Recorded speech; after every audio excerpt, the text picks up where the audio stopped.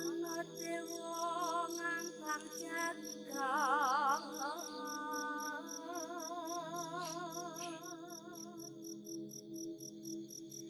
nyangking bokor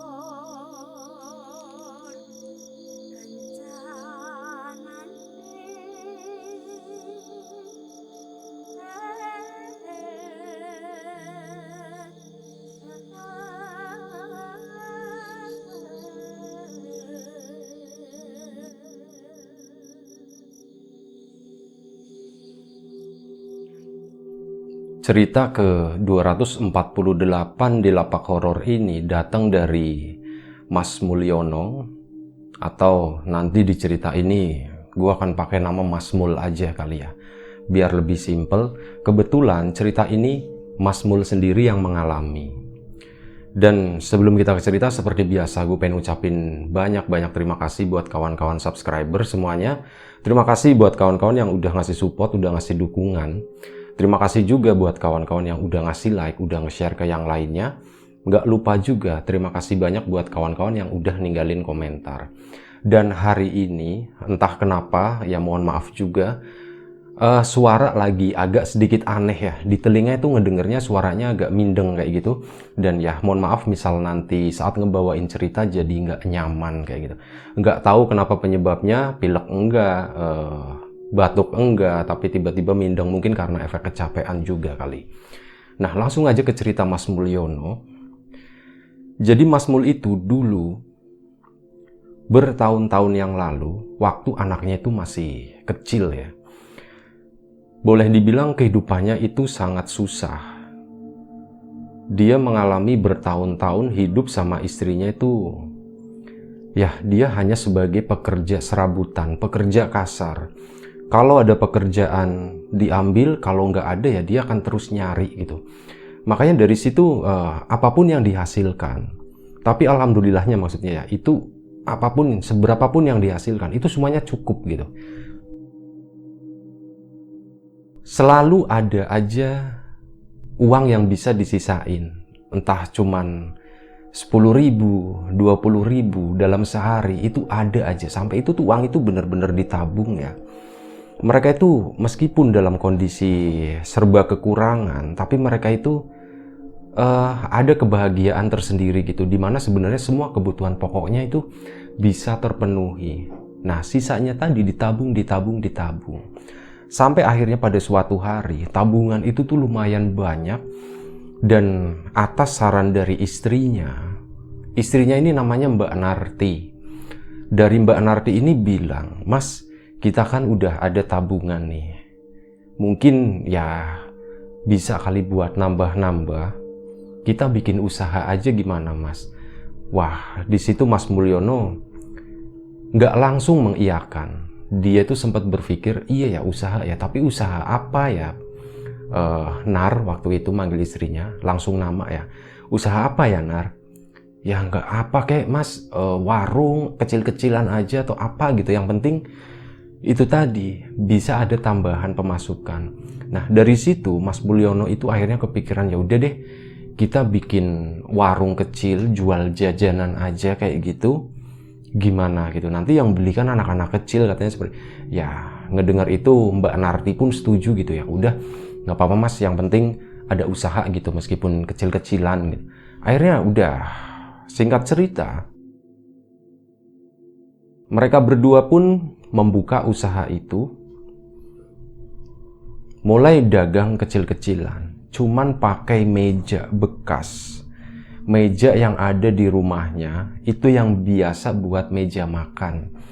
Itu diambil, dikeluarin, ditaruh di depan rumahnya di situ. Nah, di situ digelarlah dagangan kayak snack, makanan anak kecil lah pokoknya waktu itu.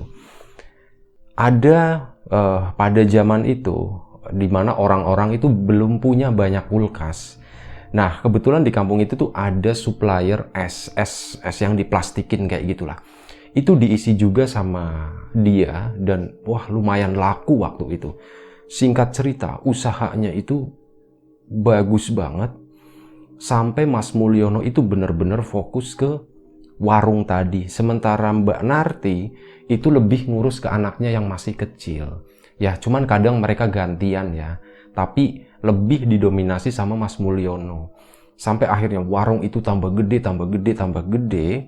Mas Mulyono pun tabungannya udah banyak. Tapi itu dalam durasi yang cukup lama ya. Maksudnya udah bertahun-tahun gitu. Warungnya berkembang. Akhirnya Mas Mulyono dan Mbak Narti itu rembugan gitu. Mereka diskusi, ini gimana enaknya ya Mas ya. Warung kita udah makin rame. Enaknya diapain gitu. Ya kata Mas Mulyono pengennya sih ngebesarin warung ini gitu. Dan dari Mbak Narti, ya mending gini aja Mas, kita cari tempat. Ya nggak usah jauh-jauh dari sini lah. Yang penting itu bisa buat naruh barang-barang stok. Warung kita juga lebih besar, intinya seperti itu. Akhirnya ya udah Mas Mulyono itu nyari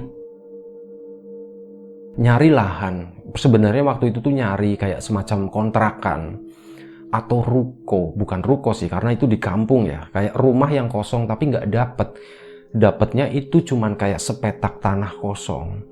Dan waktu itu karena Mas Mulyono itu pegang duit dan kondisi tanah itu mau disewa nggak boleh, tapi lebih kayak mending dibeli aja Mas Mul katanya. Ya udah, setelah diskusi sama Mbak Narti, Mas Mulyono pun akhirnya setuju, dibelilah tanah itu. Setelah dibeli, ada uang sisa, itu dibangun kayak semacam gudang gitu, bangunan kotak, cuman kosong doang, sama di ujungnya itu ada disisain ruangan buat kamar mandi. Dah, mulai hari itu, warung yang tadinya di depannya rumahnya Mas Mul itu, dipindah ke sana, jaraknya nggak terlalu jauh, mungkin sekitar 20-30 meter.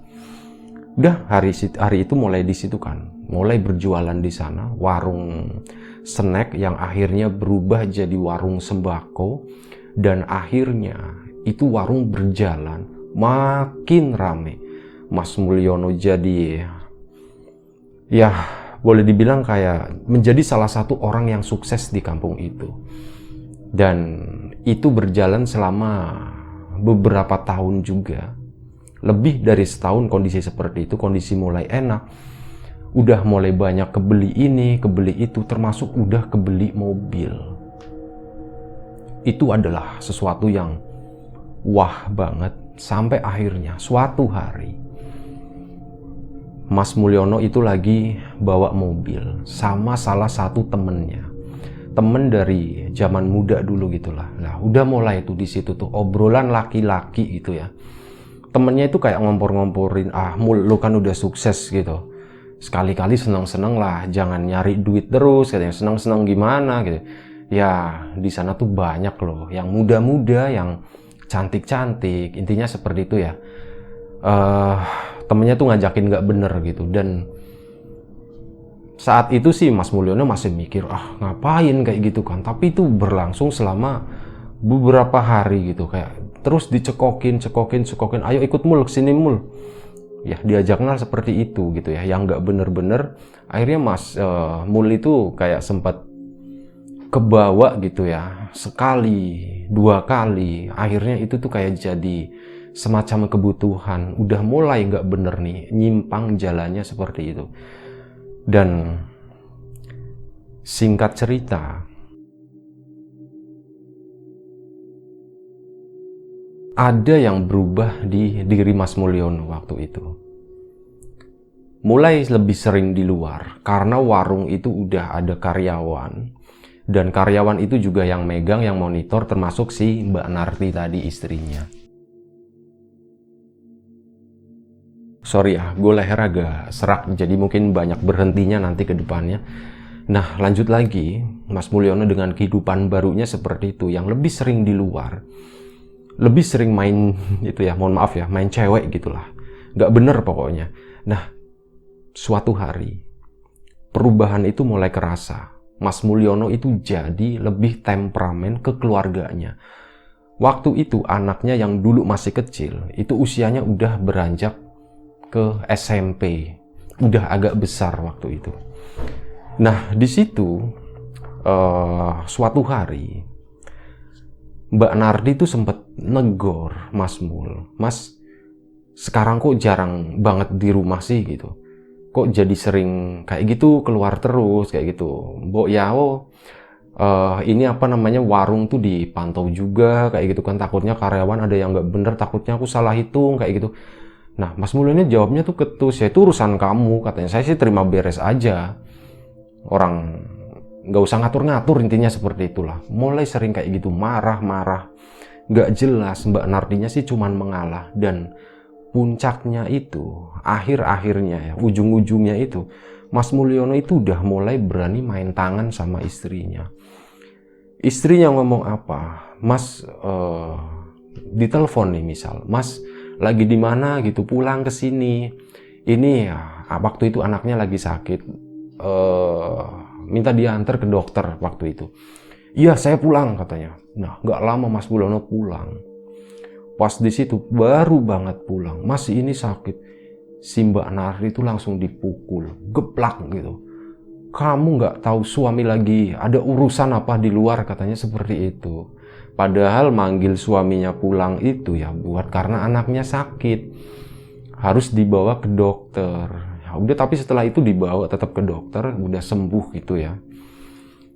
Makin hari nggak berubah, justru makin parah, makin sering main tangan. Sampai anaknya yang masih SMP itu kan anaknya cowok gitu ya, itu sempat nantangin berantem Mas Mul, bapaknya gitu. Pak, jangan kayak gitu Pak gitu, kasihan ibu, jangan digituin, jangan dipukulin terus katanya. Udah, mereka tuh udah mau berantem, tapi tetap Mas Mulyono dengan tabiatnya yang seperti itu, dengan keangkuhannya, dengan kesombongannya, dengan oportunisnya seperti itu, setiap hari hampir nggak pernah yang namanya lewat tangan itu nempel di pipi istrinya gitu ya. Bukan ngebelai, bukan apa, tapi itu pukulan, geplak, tendang, bang kayak gitu. Tapi Mbak Nardi diperlakuin seperti itu, ya dia nggak bisa ngapa-ngapain. Dipukulin cuman diem, cuman nangis, cuman diem, cuman nangis gitu aja. Yang sering marah justru anaknya ya, anaknya yang cowok itu sering banget marah-marah sama si bapaknya itu. Sampai suatu hari, puncaknya ini, Mas Mulyono pulang, tapi kondisinya itu mabok. Mabok tapi nggak terlalu parah. Ini menurut penuturannya Mas Mul. Masih sadar sebenarnya. Tapi karena di luaran tadi itu ada masalah. Masalahnya nggak jauh-jauh dengan cem-cemannya itu gitu ya. Dengan cewek-cewek yang di luaran sana. Dibawa ke rumah.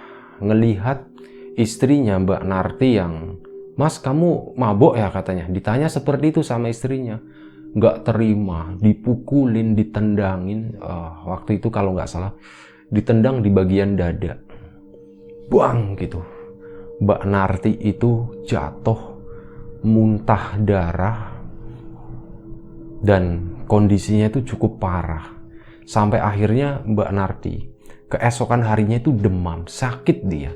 Dan untuk ke rumah sakit pun, Mas Mul itu nggak mau nganterin. Dia berangkat ke rumah sakit sendiri. Dalam kondisi seperti itu sakit, dianterin sama anaknya. Ke sana apa-apa serba sendiri. Dan ternyata hasil pukulan atau tendangan dari Mas Mul malam itu adalah tendangan yang ya seumur hidup nggak bisa dilupain sama Mas Mul. Sekitar 10 hari setelah tendangan itu, kondisi istrinya tuh makin parah, cuman bisa berbaring begini aja, sambil terus kayak gitu, batuk muntah darah, itu kurang lebih sekitar 2-3 hari kemudian, akhirnya Mbak Narti itu meninggal dunia.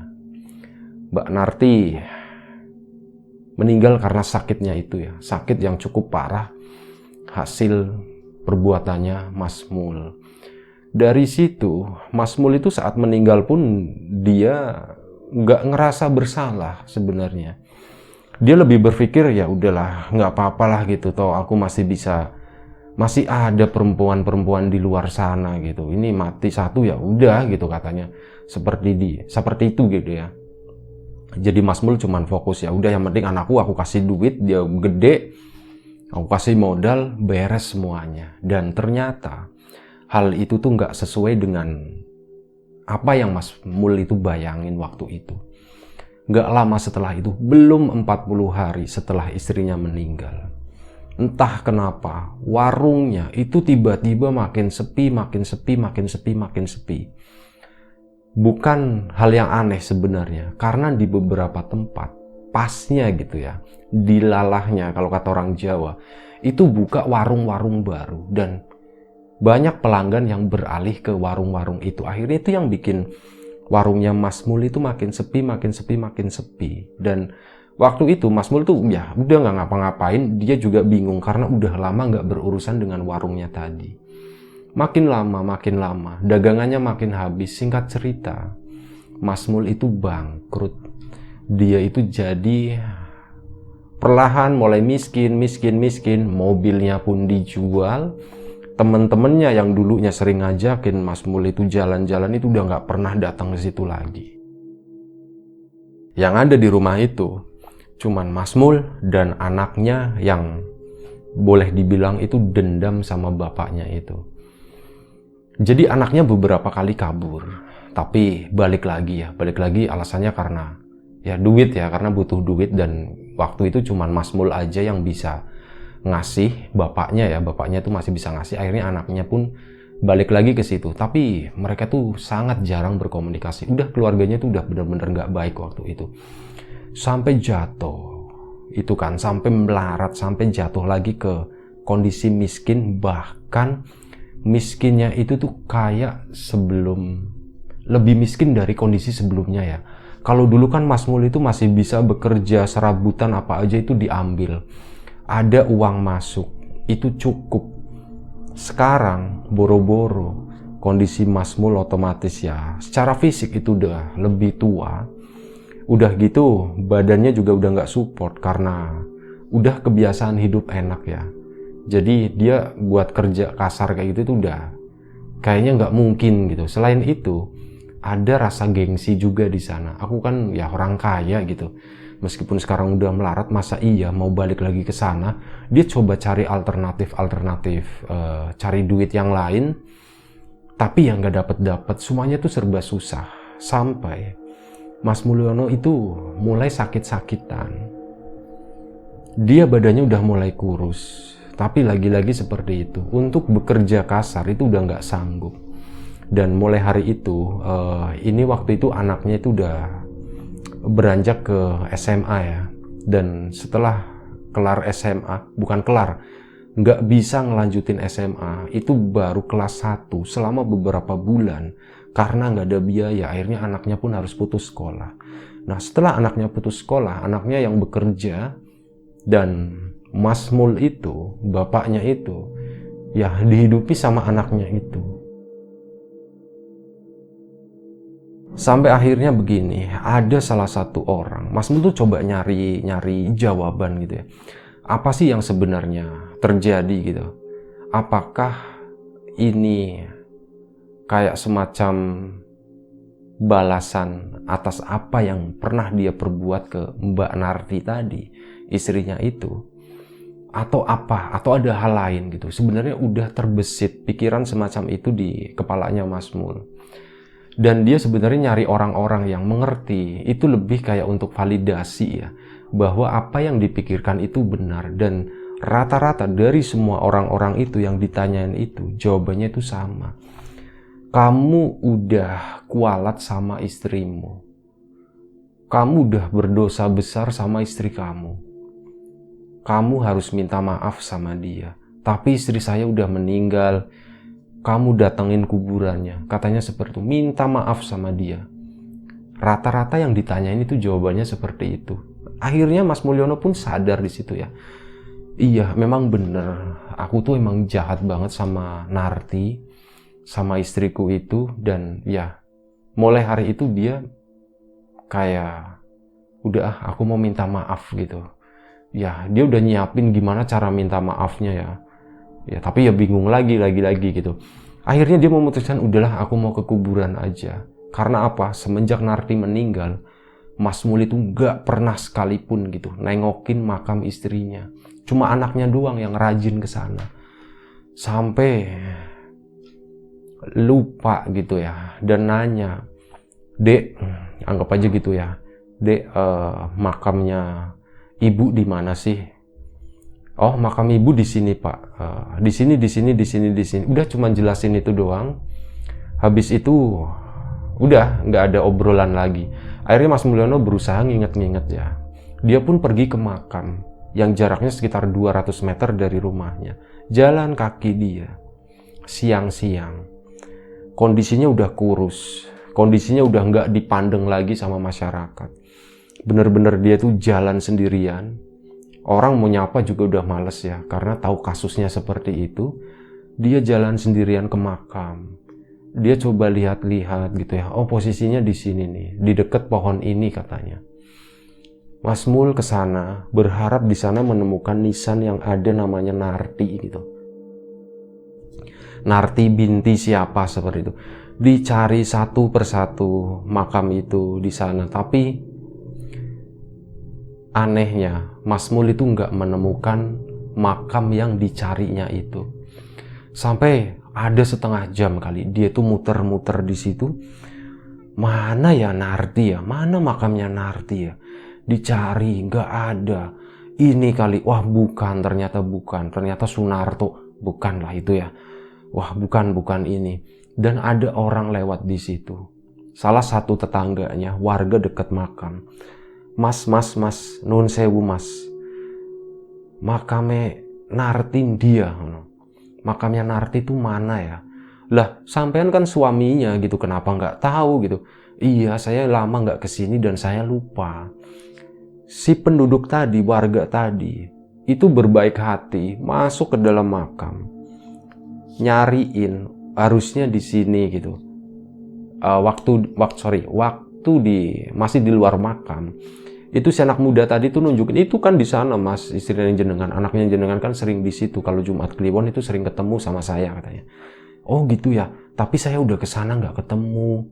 Masa sih? Iya beneran. Akhirnya si pemuda tadi pun masuk ya, coba nunjukin gitu ya, masuk ke sana. Lah ini mas makamnya mas, ini Narti binti ini gitu ya. Di situ Mas Mul tuh cuman bingung gitu ya. Mana ada makamnya di situ? Mas, nggak salah mas. Itu kan tanah kosong mas. Tanah kosong gimana? Orang itu ada ininya, ada nisannya tuh Narti binti ini gitu. Itu bener kan? Iya bener. Tapi saya tuh nggak bisa ngelihat apa-apa ya. Nah si pemuda ngedenger kayak gitu, dia tuh sebenarnya udah nggak asing ya. Kalau misal ada kasus kayak gitu, udah deh cari aja sendiri mas. Saya udah nunjukin gitu. Jadi si pemuda itu kayak udah kerasa gitu ya. Akhirnya pemuda tadi pun keluar dari makam, ditinggalin Mas Mul di situ sendirian. Dia terus ngeliatin itu tanah kosong di sana yang nggak ada makamnya sama sekali. Dia tuh bingung gitu kan. Akhirnya siang itu dia pulang ke rumah, cerita, "Dek, bapak tadi ke makam ibu, tapi bapak nggak nemuin makamnya," katanya. Anaknya jawabnya enak, "Ya orang nggak pernah ke sana, gimana tahu makamnya di mana?" "Iya bener, bapak minta maaf ya. Bapak itu dulu kesalahannya tuh banyak banget, terutama sama ibu kamu, sama kamu juga. Dan bapak mau menebus semua itu, bapak mau minta maaf gitu." Ya kata anaknya, "Ya udah telat pak, ibu udah nggak ada," katanya seperti itu. Dengan sinis ya, anaknya tuh bilang kayak gitu. Dan anehnya itu deh, bapak kesana makamnya nggak ada. Bapak itu udah ditunjukin sama orang, makamnya itu di sini, sama dengan apa yang kamu kasih tahu ke bapak. Tapi yang bapak lihat di situ itu tuh cuma tanah kosong, nggak ada apa-apa. Akhirnya ya udah pak, besok saya antar ke sana. Pagi-pagi ya pak ya? Iya, pagi-pagi kita ke sana. Bapak mau minta maaf sama ibu kamu, katanya seperti itu. Pagi harinya mereka pun berangkat ke makam. Masih pagi, sekitar jam 6 pagi, berangkat ke sana sama anaknya. Mereka masuki pemakaman. Mas Mul itu inget banget, posisinya di sana nih, lokasinya nih. Dan bener aja, anaknya di depan gitu kan. Jalan sampai makam. "Ini makam ibu pak," katanya. Di situ Mas Mul diem aja.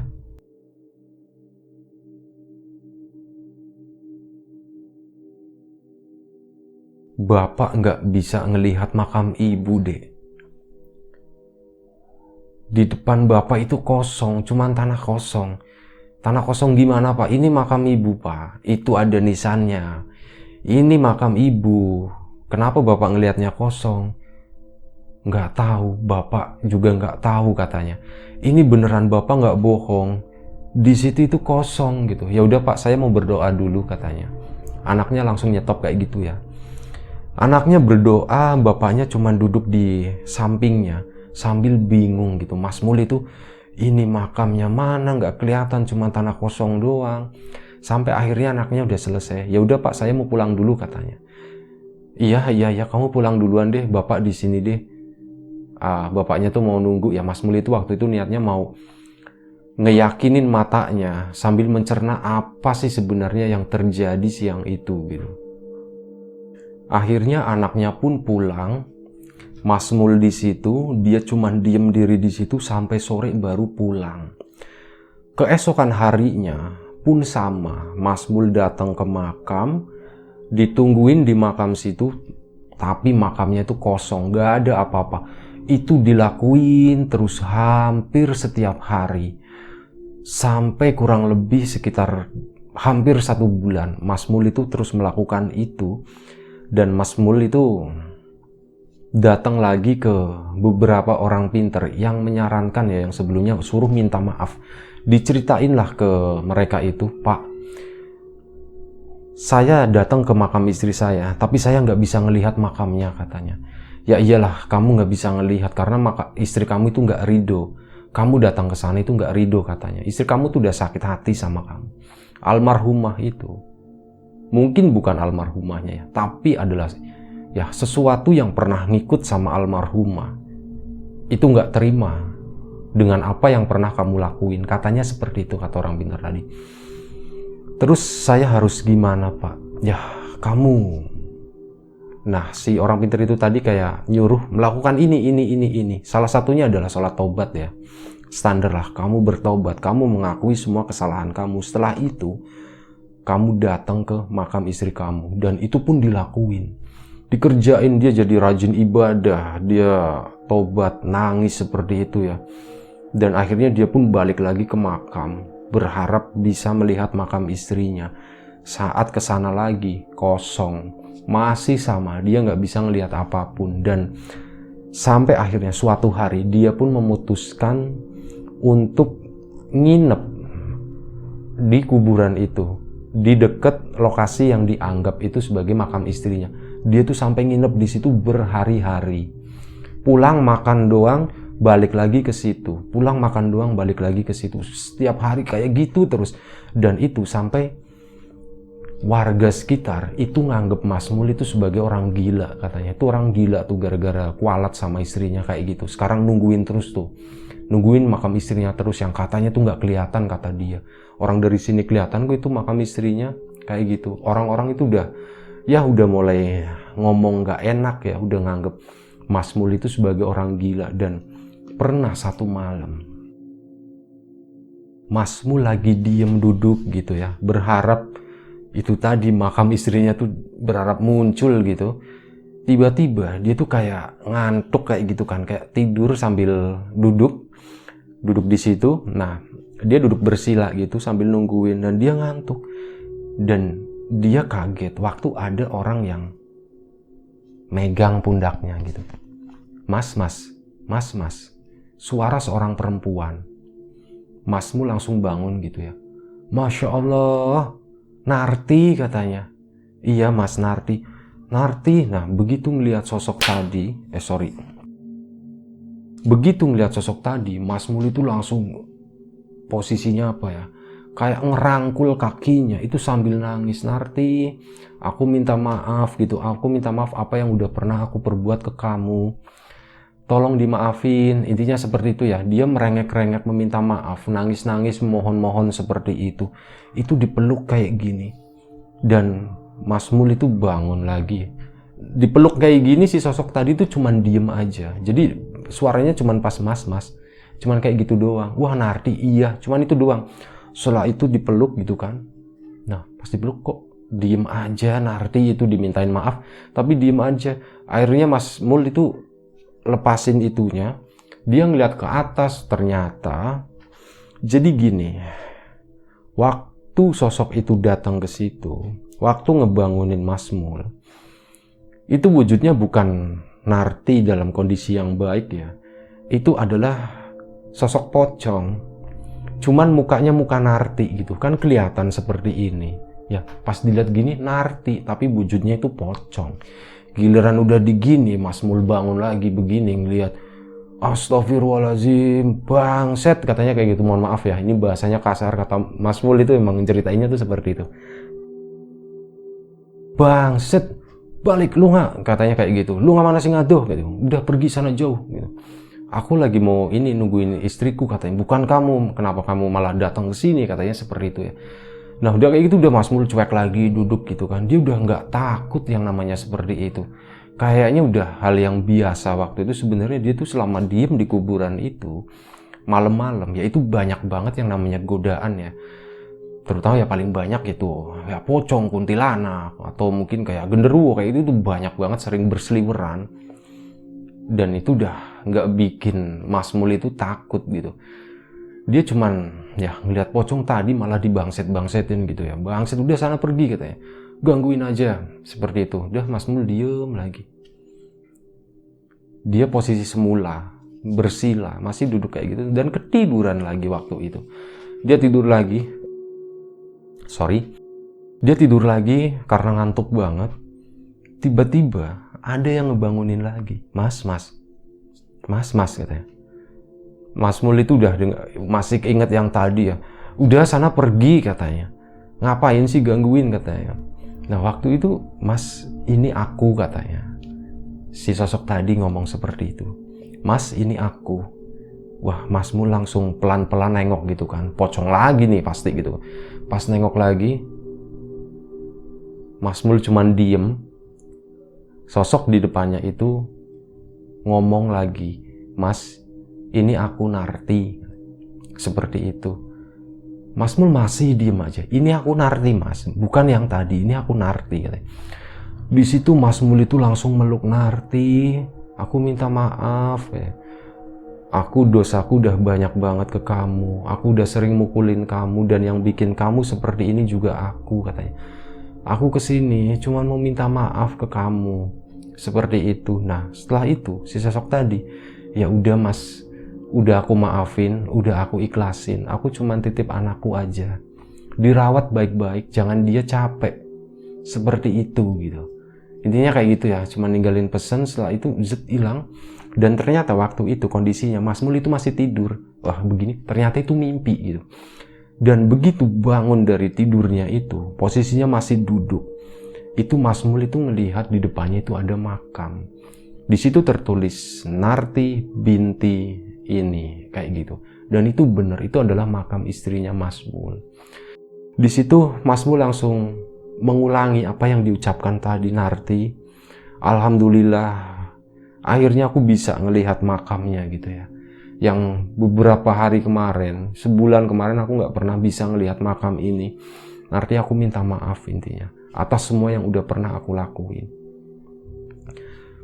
Bukan cuman untukku gitu, tapi untuk anakku juga. Aku juga nggak ingin berakhir seperti ini. Aku minta maaf. Intinya seperti itulah. Minta maaf, minta maaf, minta maaf.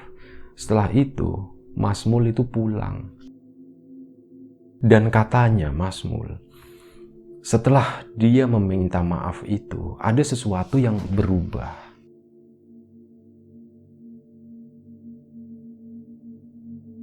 Ada sesuatu yang berubah dalam diri dia. Dia tuh ngerasa lebih tenang. Dan semenjak hari itu, Mas Mul itu jadi rajin ke kuburan. Karena itu tadi, tujuannya cuman nengokin istrinya. Yang udah nggak ada di situ ya. Dan kuburannya mulai hari itu tuh udah mulai kelihatan. Makin rajin nyekar ke sana minta maaf, terus minta maaf, terus. Dan kondisinya lambat laun, Mas Mul itu mulai berubah lagi. Dia jadi secara fisik itu jadi lebih bugar. Dan Mas Mul merasa udah mulai bisa nih kayaknya mengulang atau memulai segala sesuatunya dari nol. Dia pun menceritakan perihal apa yang dialaminya di makam itu ke anaknya. Dan ajaibnya anaknya pun memaafkan. Iya Pak, ya sudah, kalau ibu memang sudah memaafkan, aku pun akan memaafkan. Ayo kita mulai segala sesuatunya dari nol. Bapak boleh bekerja lagi sambil ya doain aku juga, semoga apa yang kita alami sekarang, apa yang sebelumnya pernah kita alami yang buruk-buruk itu bisa segera berakhir. Itu anaknya tuh baik banget ya. Ya Pak Mul, kalau mohon izin kalau emang ada waktu saya pengen dikenalin sama anaknya gitu ya. Ya seperti itu, dan mulai hari itu Pak Mul itu udah udah memulai segala sesuatunya dari nol. Dari bekerja kasar, dia tuh pernah kerja di warung kalau nggak salah, itu bener-bener ngebantuin, ngelayanin orang makan, itu bener-bener dilakuin sama dia. Sampai akhirnya itu tadi, terkumpul, dan waktu itu Pak Mul itu balik lagi jualan sesuatu ya. Jualan kali ini tuh jualannya bukan makanan lagi, bukan jualan snack, tapi jualan mainan anak. Dari yang kecil-kecil itu dia kelilingin gitu ya, karena udah ada modal. Pak Mul itu jualan keliling pakai sepeda, jualan mainan anak. Nabung. Gak lama ternyata, cuman beberapa bulan doang, itu ada sisa uang lumayan banyak, dan ada kenalan langganannya dia sering beli mainan. Nah dari situ negosiasi akhirnya dari si pihak yang bosnya mainan itu, ya udah ini kamu ambil barangnya dulu nggak apa-apa, nanti kalau udah laku ya tinggal store, intinya begitu. Akhirnya mulai hari itu diambil dah dari sana, yang kebetulan lokasinya tuh lumayan jauh ya. Pak Mul itu kayak di kampungnya dia doang di situ, jualan depan rumah gitu dengan berbagai macam mainan, dan itu berjalan. Itu laku mainannya. Ya lambat laun kondisinya makin berubah. Sampai akhirnya alhamdulillahnya, sampai cerita ini dikirimkan ke Lapak Horor, kondisi Pak Mul itu udah kembali seperti semula dengan itu tadi. Pelajaran yang sangat berharga yang pernah dilakuin Pak Mul pada waktu itu ke istrinya. Tapi ada satu hal yang gak bisa dihilangkan dari Pak Mul. Pak Mul itu sebenarnya mengidap sebuah penyakit ya, yang udah diobatin selama bertahun-tahun, penyakit dalam, tapi itu nggak sembuh-sembuh. Kalau menurut kata orang pinter yang pernah Pak Mul berkonsultasi sama mereka, itu ya, itu adalah sesuatu yang nggak bisa disembuhkan, sesuatu yang nggak bisa dihilangkan. Itu akibat dari perbuatan Pak Mul di masa lalu. Ya disisain atau ditinggalin hal-hal semacam itu, tujuannya itu kayak semacam buat pengingat supaya hal itu nggak pernah terulang lagi. Dan mulai hari itu ya intinya Pak Mul jalan ya usahanya bertahap gitu ya. Sorry tadi itu videonya beberapa kali keputus, gue agak-agak bingung udah sampai mana tadi ya. Yang intinya tuh begini, Pak Mul itu barangkali udah diomongin tadi, sorry ya. Pak Mul memulai usaha baru, itu usaha mainan anak. Dari mulai kecil, Pak Mul itu ngider pakai sepeda ke sekolah-sekolah. Tapi kayaknya udah diceritain tadi ya. Dan sampai akhirnya usahanya itu besar. Dan Pak Mul itu udah, meskipun nggak seberhasil dulu lagi, tapi setidaknya kondisi kehidupannya sekarang itu jauh lebih baik gitu. Nah kurang lebih seperti itu ceritanya. Dan gue di sini sebagai manusia biasa juga ya, gue nggak berani ngejudge apa yang pernah dilakuin sama Pak Mul sebelum ini terhadap istrinya. Dan buat kawan-kawan di rumah juga, mohon kebijaksanaannya untuk tidak memberikan judgement apapun gitu. Semua orang itu ya berpotensi melakukan kesalahan yang sama. Ya untungnya aja, semoga aja kita masih dijaga dari perbuatan-perbuatan yang nggak baik ya, perbuatan-perbuatan yang ya bisa merugikan orang lain. Nah kurang lebih seperti itu ceritanya. Kebetulan gue suaranya juga makin kesini udah mau makin habis di telinga, itu kedengarannya udah cukup aneh. Gue mohon maaf misal ada sesuatu yang gak mengenakan, ada sesuatu yang gak menyenangkan saat ngebawain cerita ini. Gue juga mohon maaf buat Pak Mul, buat kawan-kawan semuanya kalau ceritanya itu sebenarnya gak sevulgar apa yang diceritain oleh Pak Mul sendiri. kita ambil sisi positifnya dari cerita ini dan kita buang jauh-jauh sesuatu yang negatif. Sekali lagi terima kasih banyak kawan-kawan udah mau nonton, udah mau dengerin cerita ini. Gue mohon maaf. Ya, jaga kesehatan kawan-kawan semuanya. Jaga kesehatan kawan-kawan semuanya dan kita semoga masih diberi kemudahan rezeki ya. Sekian, Assalamualaikum warahmatullahi wabarakatuh.